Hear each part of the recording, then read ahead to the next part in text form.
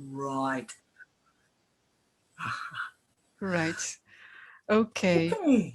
Well, thank you, Isabel. And I'm glad that you want to have this conversation with me today. Um, we've known each other through the Spiritual Crisis Network. And I would like to ask you, could you please introduce yourself? Right. I'm Isabel Clarke.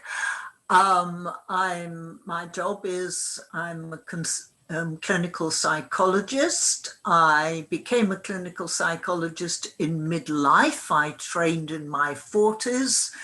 I originally studied history. I spent a brief, unsuccessful stint as a history teacher. I was a housewife for 18 years, but I became interested in mental health very early on. When I was in my 20s, a friend had a serious breakdown, and I was rather horrified by the way that she was treated, and there seemed to be deep ignorance about mental health issues.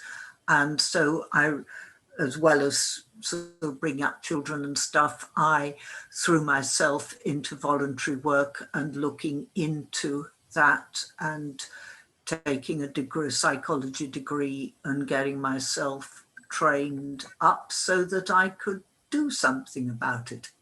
Wow, it's quite a history. And so at a certain point, you got involved with the Spiritual Crisis Network. Yeah. And how did that start? Well, I came into clinical psychology with the aim of changing things. So to start off with, I kept my head down and became sort of learnt and became useful. But I was always had an alternative view of mental health from the system within which I was working. And I was working quietly to undermine the sort of general paradigm. But I was also interested in ways of getting at it from the outside. And I think I first did that by publishing books on psychosis and spirituality, pointing out that the experience of psychosis was in the same area of human potential as spiritual, mystical experiences, sort of putting those together, quite challenging for a lot of people. I had conferences on that. So I was approached by Catherine Lucas, who was wanting also to run conferences on a similar theme. And I was a keynote at her first conference. And it was at that conference that it was decided that we needed a spiritual crisis network in England. There had been a spiritual emergency network, which had kind of fizzled. And that had been different in character from the Spiritual Crisis Network that was founded through this Catherine Lucas and others, because it had been based around transpersonal and psychosynthesis training programs. And so it had been a bit about therapists trying to get clients, that kind of thing. Maybe I'm being unkind, but I understand. impression. Whereas both Catherine Lucas and myself and other people were passionate about having an alternative viewpoint available for people who found themselves in the mental health system. Yeah, exactly. And now I would like to talk with you about psychosis as a potential, as you mentioned. But before we do that, maybe you would like to explain to people what the Spiritual Crisis Network is, because I just realized that many listeners may even not be aware of what is the Spiritual Crisis Network. Yeah. It's an organization to provide that alternative viewpoint. It comes from the work of, very inspired by the work of the Groffs, Stanislav and Christina, talking about spiritual emergency and spiritual emergence, the idea that there is a process of human growth and transformation which can sort of catapult people into unmanageable states. It can be smooth, the emergence, so that people have sort of nice mystical experiences and spiritual experiences and grow smoothly, but it can also land people up in very dark places, very frightening places. And in our current society, that will put you under the mental health system. And the view of the mental health system is that this is an illness and we must shut it down as quickly as possible. We must blast it with powerful medication and get rid of it. Whereas the idea of the Spiritual Crisis Network is that what you want to do, yes, you want to keep people safe. You want to say, you know, sort of if you're about to kill yourself or something, or you can't look after yourself, then probably the mental health system is the only thing that will keep you safe, and a bit of medication to sort of stop you climbing the walls might be a good idea. But if you can then take control of the process, in fact, it could take you through to a better place, to greater insights, to fuller life. But you need the right support and the right information, message really about it, the right story. And that is what the Spiritual Crisis Network is there to provide. It does this by having a website that people can find, by providing good quality responses to emails from people in crisis, providing training to people volunteering to help with that, by putting on conferences and events to explain this different way of looking at things, by supporting local peer support groups, which have now gone on to Zoom, which is great. So they're not local any longer. They can be anywhere. They can be accessed. So we're providing that alternative network. Wonderful, yes. And I'm really glad that you made it available on Zoom, because that is how I got involved. Yeah, you're in the Netherlands, so yeah, no local, nothing local about that. Yeah, exactly. Yeah, so I'm really glad that that you decided to create online groups, and I've seen the well, that was the pandemic did that for us. Yeah, exactly. Thank coronavirus 19. Yeah, that's another example of the potential of a crisis. Yeah, yeah, and. So yes, but to go back to what you just mentioned, and I just noticed how you put that into words. You said psychosis can be a potential to something better. And would you like to explain what you mean by that? Right. I think very often both people who find themselves in a psychosis, or who find themselves sort of expanded consciousness, spiritual experiences, mystical experiences, visions and stuff opening up. Very often this happens at a time of crisis in their life, or a time when things are either stuck, they don't know, doesn't seem to be, they seem to be in a cul-de-sac in their life, or times of illness.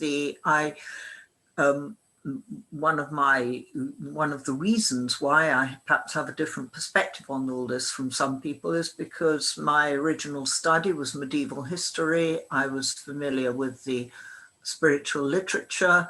When you look at the lives of the Christian saints, they usually came through some big illness, like Hildegard of Bingen and whatchamacallit of Norwich, what she called of Norwich, name, Julian of Norwich, had come through illnesses, and then of course the Buddha had got fed up with his sort of hedonistic life in the palace. So some sort of crisis sparks this, whether it's the person, what the person goes into is labeled as psychosis, or as a spiritual journey. Exactly. That's so fascinating. Yeah. Yeah. Can't remember, is that? Yes. So, okay, they're stuck. Something's wrong. And this has the potential to open up new dimensions, to make it possible to go in, to open different directions. I see. I understand. Creative. Yes. It opens the doors to creativity. To yeah. So, do you believe it's often connected to being stuck, and as if our soul decides, okay, something definitely needs to change, and we're doing everything we can to create that change, right? Yes. Yeah. And or we don't know, we might do things to create it. I mean, some people, this is triggered by spiritual practice that people undertake in order to move forward, but sometimes it seems to come from nowhere. Yes. And so when you mean it can come from spiritual practices, would you mean something like Kundalini exercises? Well, almost anything. I mean, I know several people who've had sort of massive breakdowns as a result of Reiki, which I always find a bit strange, because as far as I know, Reiki is just kind of, doesn't even touch people. It's just, mind stuff. And so if somebody's in a sensitive state, and I think it's well known that people say going into severe retreats and that sort of thing quite often.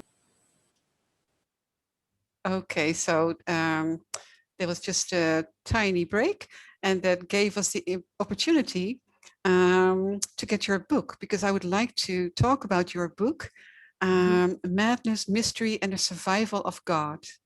Yeah. There it is. Wonderful. There it is. And where can people find your book? Well, I mean, it's, and just any I hate to say that it's available on Amazon, and it's available on sort of more ethical alternatives to Amazon as well. Great. Go to your local bookshop and order it. I mean, it's basically available. Oh, that's wonderful. Okay. Yeah. And would you like to explain what this book is about? Yes, it takes the one of the things that I did when I was studying psychology was to try and make sense of both spirituality, because spirituality, faith, has been central to my life for as long as I can know.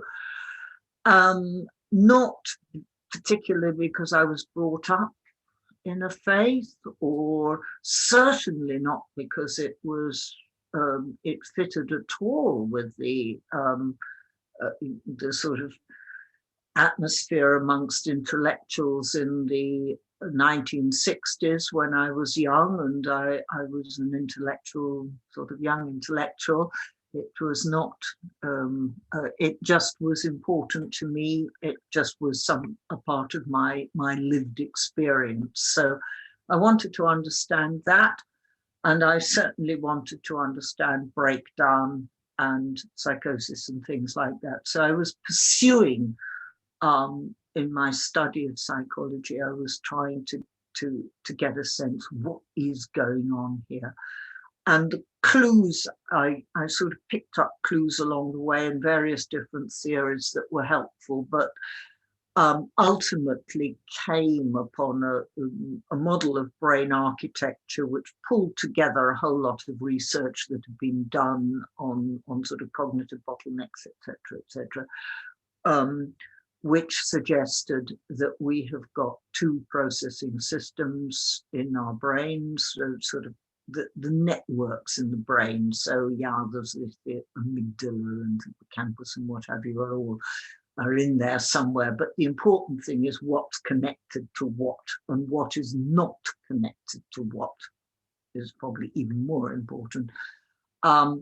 So that evolutionarily, we developed as sort of apes with a whole lot of connections that kept us safe, that connected our senses to our body's arousal system and sort of looked for the things that we needed. But then we started to develop another system which was more sophisticated tool use and communication, and that all got too much for the original system, so they separated off.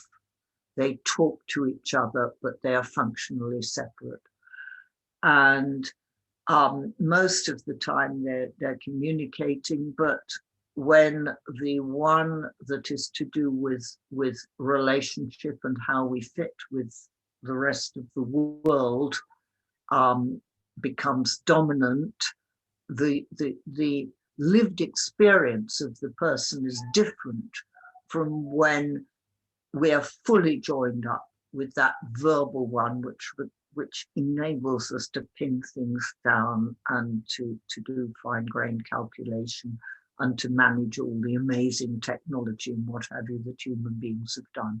So we move constantly between two modes, one where we're grounded in individual self-consciousness and where these lonely individuals, and we tend to assume that's all there is, and there's another one where actually we're part of everything and we're part of a group and we're in relationship.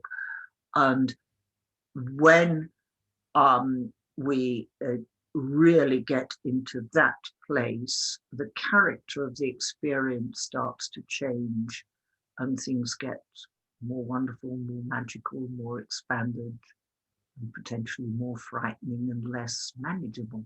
Uh-huh.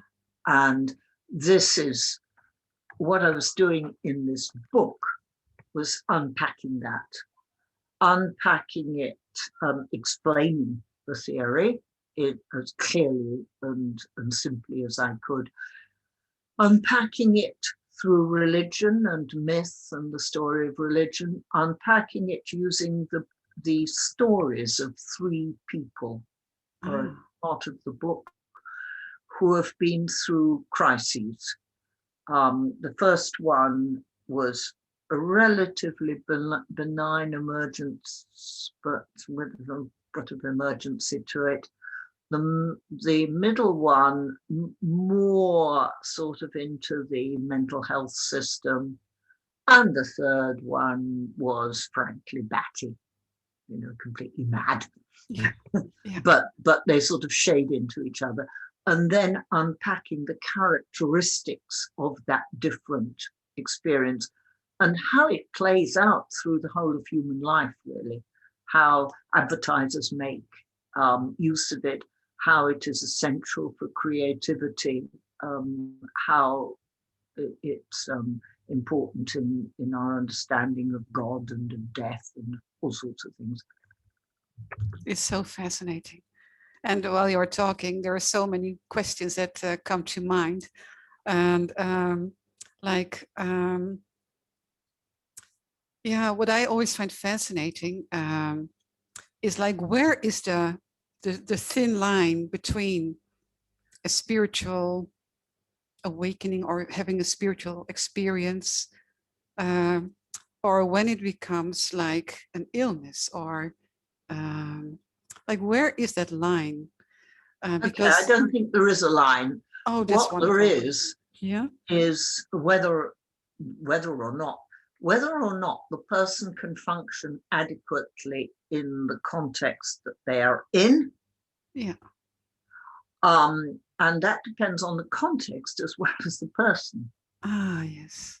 Because if you're in our very unforgiving society where you have got to function independently on your own at a very high level, then there's a high bar for that.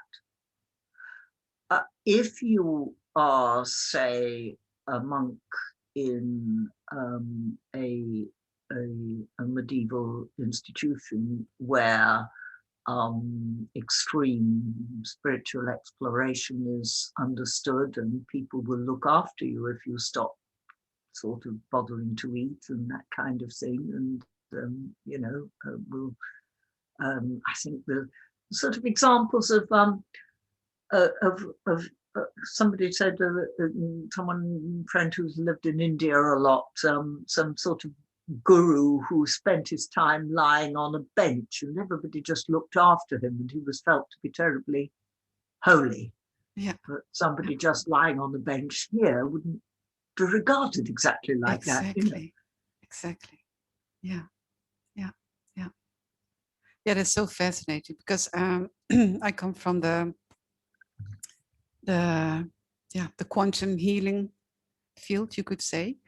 Right. And I guess a question that many quantum hypnotherapists have is when a client comes to them and they have a sense that they may be mentally ill or in a psychosis. I think the overall rule would be not to help those people, but to refer them to professionals. And of course, there are practitioners who do try to help them. But I guess most quantum healers are always asking questions like, okay, where is that boundary? Like, who can you help, or for whom is it safer to refer them to a psychologist? Or I mean, it's safety. It's if this person is coming to you once a week, what are they going to go off and do during the rest of the week? I mean, if they're staying in your house and you're keeping an eye on them, it would be a different answer. But it's like in the Spiritual Crisis Network, we will urge people to go and seek medical help if we have any inkling that they might be unsafe, that they might not be able to keep themselves safe. Where I say, the modern society is a fairly unforgiving sort of environment. Yeah, exactly. People who aren't functioning terribly well. Yeah. And again, there's the evidence, the epidemiological evidence that people in more traditional societies do an awful lot better with looking after people with psychosis, because they'll allow them to, they'll sort of a member of the family that is not firing on all cylinders will be kind of vaguely, kept alive in the back room or something. Whereas, people would jump up and down and require somebody to make them better in our society. Yeah. And I've read on your website that you created a technique. I'm not sure if I pronounce it right. Comprehend, cope, and connect. Comprehend, cope, and connect. Yeah, I mean, that's my day job. Yeah. And that's what I'm mostly writing about now. I'll show you another book. Oh yes, please do. I think I can know where that one is.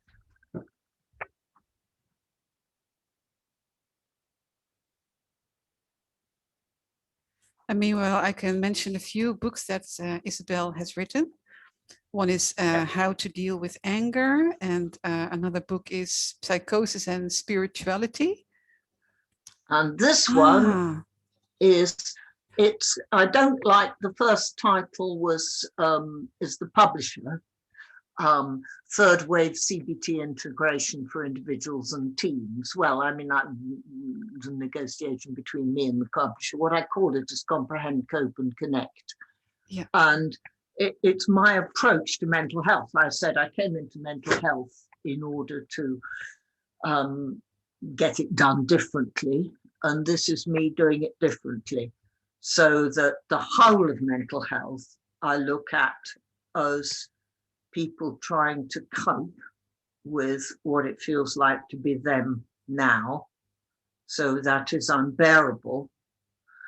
And if you, when I'm doing workshops, I ask the people in the workshop, when something's gone horribly wrong for you, you're either very angry or you're very worried, or you've had a horrible loss or something, you'll have a horrible feeling inside. And I'll ask them to first of all discuss with their neighbour, and then I sort of take up on a flip chart ways in which they deal with a horrible feeling. And we collect these up, either they don't want to face it, or they'll get angry, or they'll talk to a friend, or they'll eat biscuits, or drink alcohol, or go for a run. Yeah, all sorts of a great long list of things. And go through each of them. If that feeling was there all the time and you carried on doing whatever it was all the time, what would happen? I get all the diagnoses out of that. Ah. So, you don't want to face it, it didn't happen. You'll end up delusional in the end. Go to bed, don't want to face it. Depression or cry, depression. Keep on worrying about it, ruminating, anxiety disorder, and so on. So mental health issues are reactions to internal state being unbearable. And as we are organized as social animals, if we get the impression that we're at the bottom of the social hierarchy, the whole organism will withdraw. Yeah. That's your deep depression. So that sort of normalizes and kind of does away with what I would call, I think the next chapter I'll be writing is called the fallacy of mental illness. Uh-huh. So psychosis is in there, but I do it across the board, and I've got a mindfulness based, I think my new book, which comes out in September, that's also on stuff, a bit about it on the website, it will be called Meeting Mental Breakdown Mindfully, How to Help the Comprehend, Cope and Connect Way. And that's sort of for a more general that sounds fascinating. Yeah. But I mean, I'm working post-retirement 1 day a week for the local National Health Trust, and I also do a lot of private freelance training in the approach for nursing teams and teams in general. Yeah. So if people would want to train with you, is that possible? Do you? Yes. Yeah. They've simply got to commission the training. Yeah. Oh, that's wonderful. Yeah. I mean, occasionally somebody commissions one that's sort of open to anyone, like BABCP or something like that. But mostly a hospital or something will come to me and ask for training, and they'll get one. Yeah, yeah. And now, in your work at the Spiritual Crisis Network, what would be the first advice that you give when someone would send an email to the Spiritual Crisis Network where they are in trouble or they are worried that they may be going into a state where they will be over that threshold? What would be the first advice that you give to people?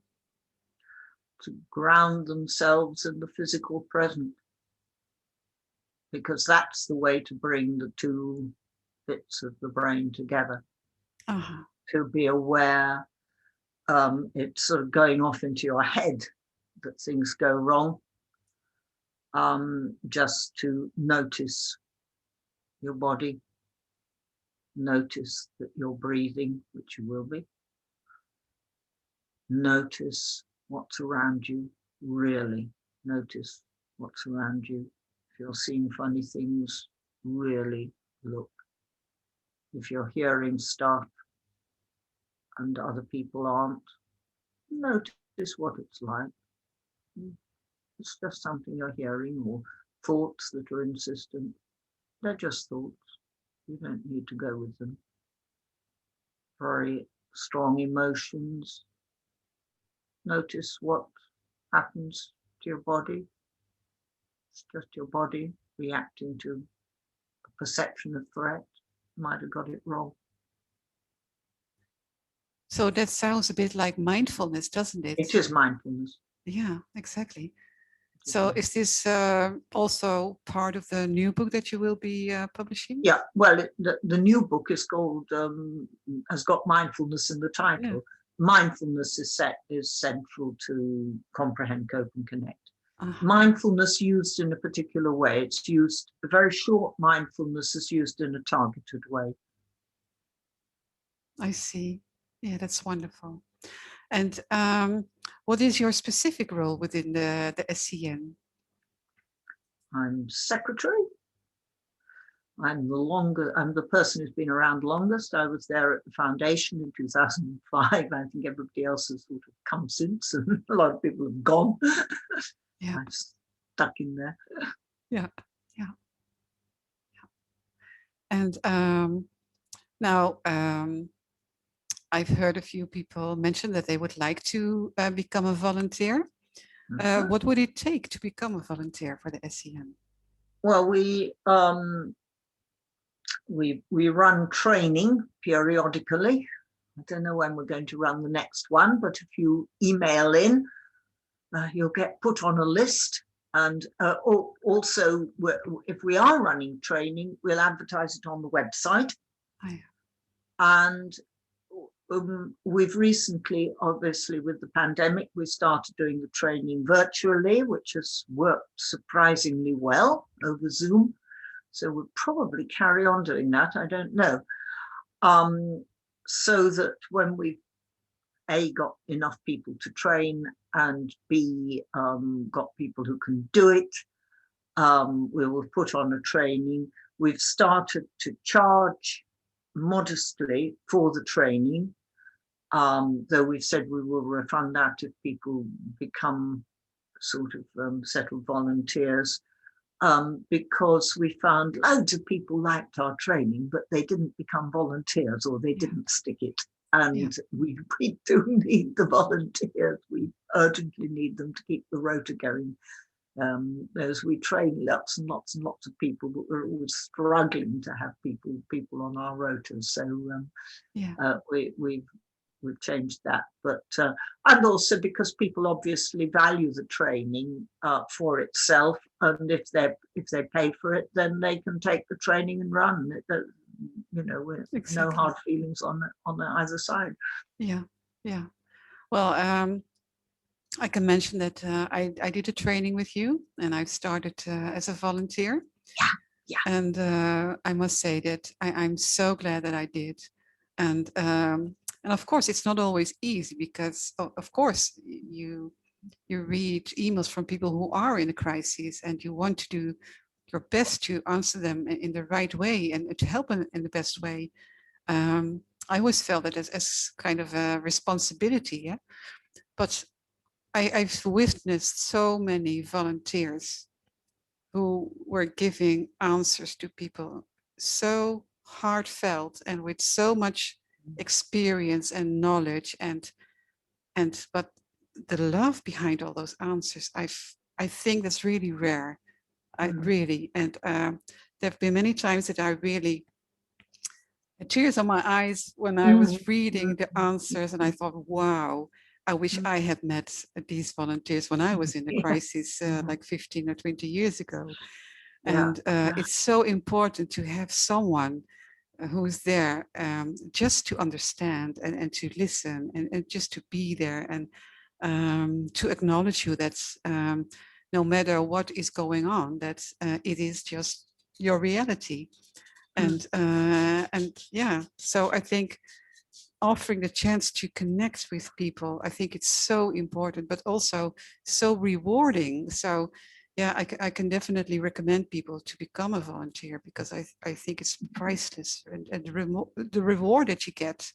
Yeah, I think it's yeah, I think you learn tools that, well, if I speak for myself, that I couldn't have learned any other way, I think. And although I have a therapeutic background, and I have my experiences for myself and as a caretaker with crises, and but what I learned with the SCN, I think it's really priceless. So I think it's so important that you exist, and I hope that you will find more volunteers. And I think every country should need their own spiritual crisis Well, yes. network. I mean, the Netherlands did. I don't know what's happened to the one in the Netherlands. There was one. Yeah, there was the Spiritual Emergency Network. Yes. And although they do still exist, because I checked with them. Right. Yeah. Yeah, and but they only take care of the website, so they don't organize meetings or workshops, or they don't tend to email. So, but they do provide information on a website. And yeah, I guess it's one of the reasons why I volunteered with the SCM, because I thought maybe someday I could bring some of that knowledge and experience to the Netherlands. Yes. Because I mean, we were in touch with them. We came over and we did some training, but it's hard work to organize the thing. Yes. And to keep it going. Yes. Yeah. I think that is a reality, and yeah, it's something you do as a volunteer, and yeah. Exactly, and I do believe that more and more people are having crisis situations or spiritual crisis situations, especially when we look at the situation that the world is in right now. I think more people are dealing with loneliness and that kind of things. And so now you mentioned that there are two different kind of groups with SCN. There are groups for experiencers, and there are also groups for caretakers. Could you? Yes, I didn't actually, but you did, and you're absolutely right.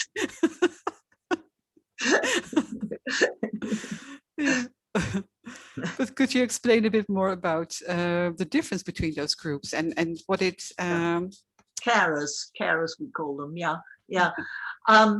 Yes, I mean that's the initiative of the wonderful Catherine. Yes.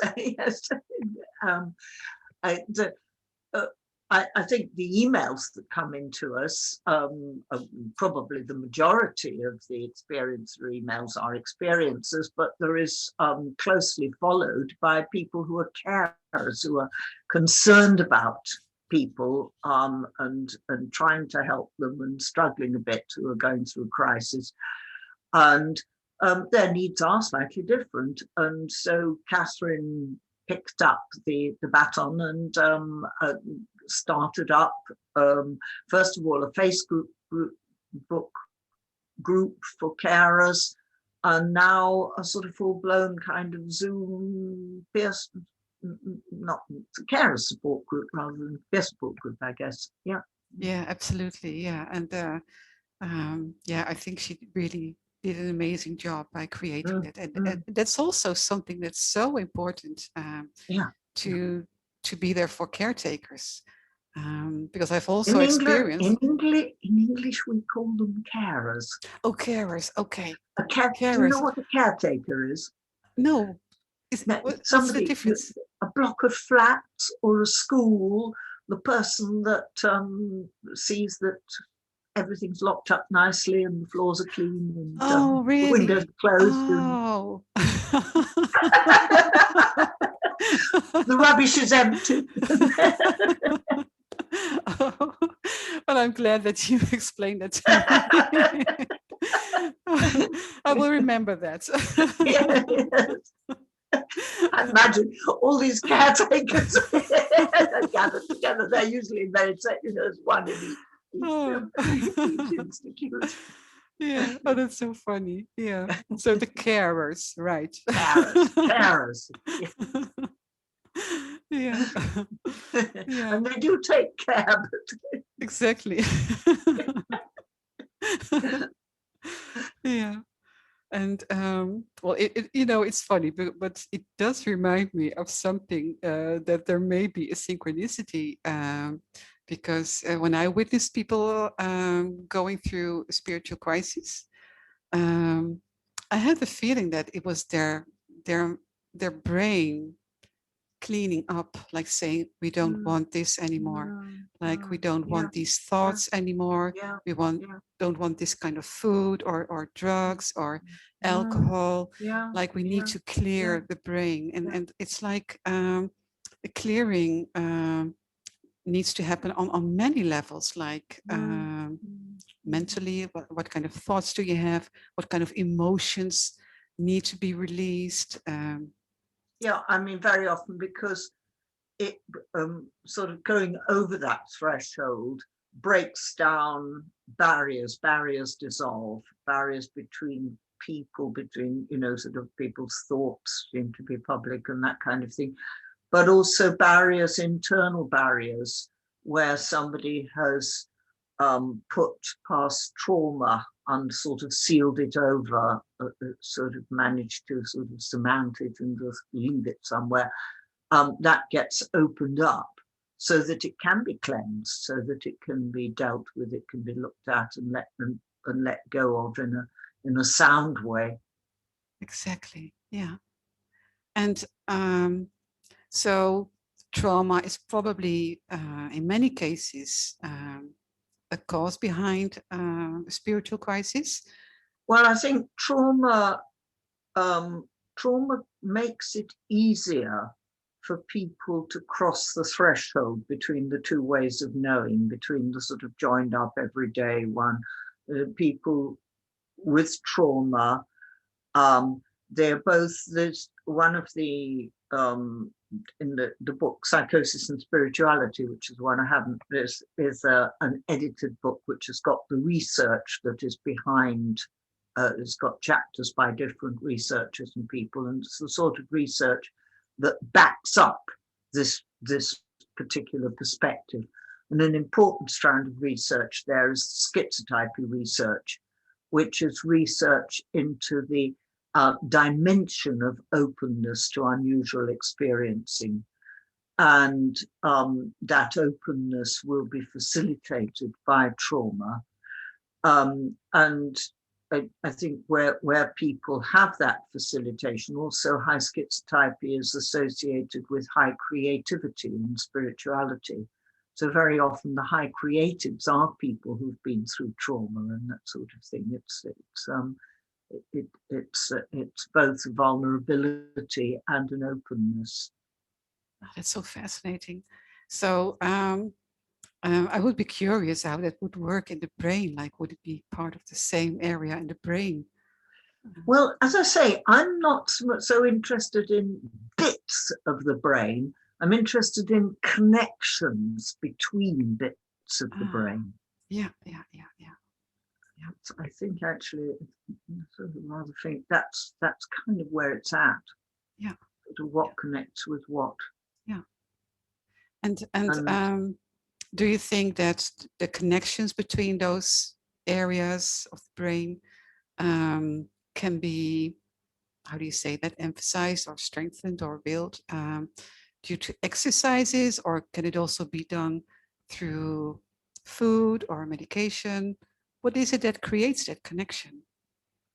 Yes, I mean, all these things will have an influence. I mean, I think another thing that the Spiritual Crisis Network emphasizes is looking after yourself physically, eating good food, getting sleep, getting time out in nature, getting time with other people socially, all these things which enables the human organism to function well, so that if you're sort of functioning in a healthy sort of way, your connections are likely to be sort of functioning well. And again, using substances, sort of drugs and stuff, and alcohol and what have you, can open up those connections, but can also be detrimental to the good functioning of the whole organism. So